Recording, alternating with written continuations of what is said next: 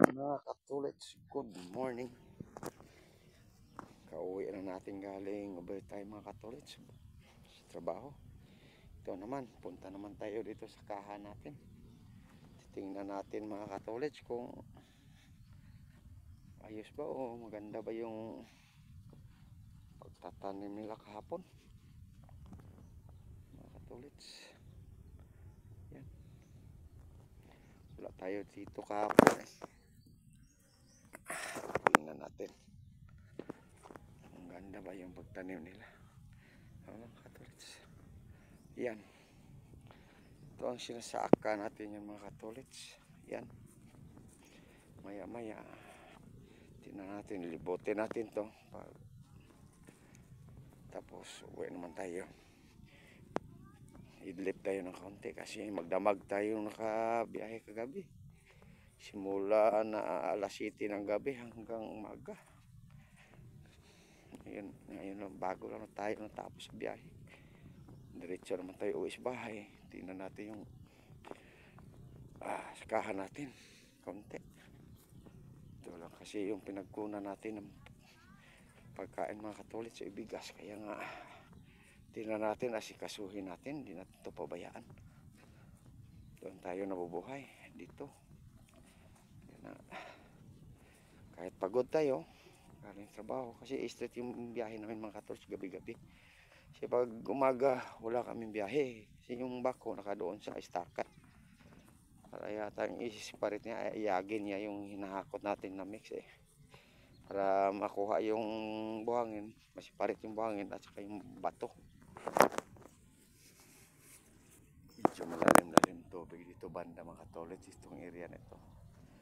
Sa kabila, okay ra. Yan mga katulits.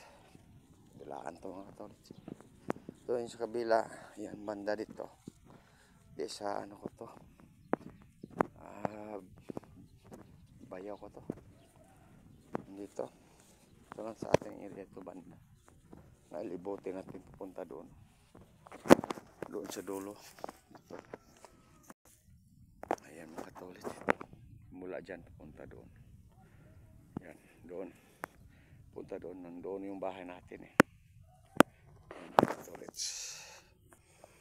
Grabe yung gubing kuhol dito mga katulits. Yun o. Yung iba patay na kasi yung iba mga katulits. Yung iba buhay pa. Kailangan naman natin bumili ng para pang patay nito mga katulits. Kasi pag hindi ito pinatay, ubusin yung bagong tanim na tinapalay. Kainin nila. Yan. Okay.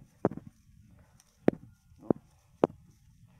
Okay naman yung pagtanim lang sa distansya. Okay naman. Maganda naman yung pagtanim nila.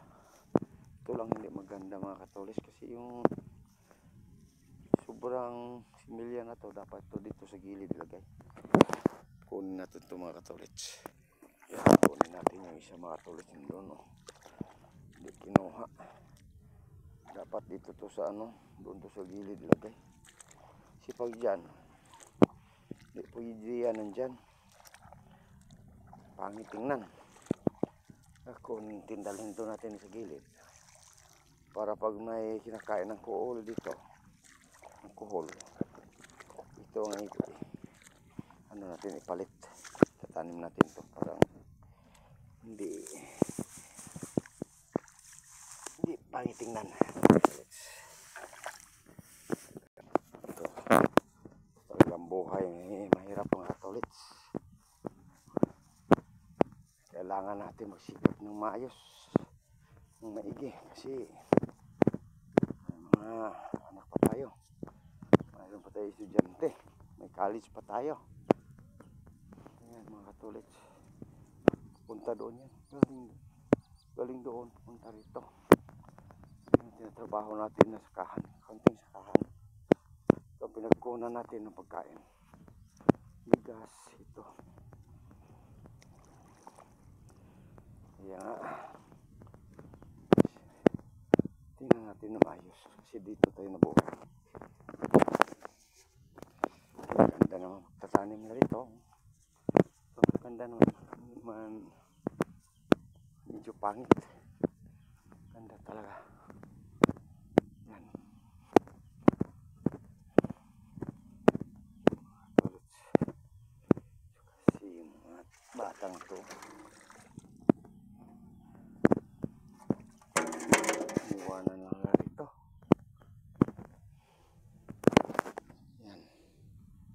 Ito naman mga katolis, ito banda sa bayaw ko to.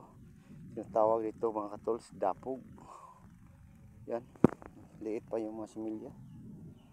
Ito mga katolis, ito nila ni ang tubig, binawasan ng tubig to. Ingat ngayon, hindi man tayo masyadong kumpiyansa ngayon. Yan, malapit na tayo doon sa dulo. Kinamagtanim na mga katolis. Dito sa bayaw ko hindi pa natapos to. Meron pa mga similya na kabaon na medyo marami pa. Yan, mga katolis dito. Yan. Ito mga katolis. Ito na tayo sa dulo. Galing tayo doon. Okay nang pagtanim nila. So, dito tayo. Pahinga tayo ng kaunti. Malamig dito mga katolis. Nasa ilalim tayo ng puno ng mga kahoy. Yan mga katolis. Yan. Dami pahingahan dito mga katolis. Ito pa yung kubo namin. Malamig dito. Yan. Ito tayo. Ilalim rin ng puno ng kawayan. Ayan mga katolis. Pwede tayo doon sa may kabilang kubo. Yan. Yung anak ko dyan mga katolis. Ayan. Yan. Yung bahay natin. Kubo. Ay nako.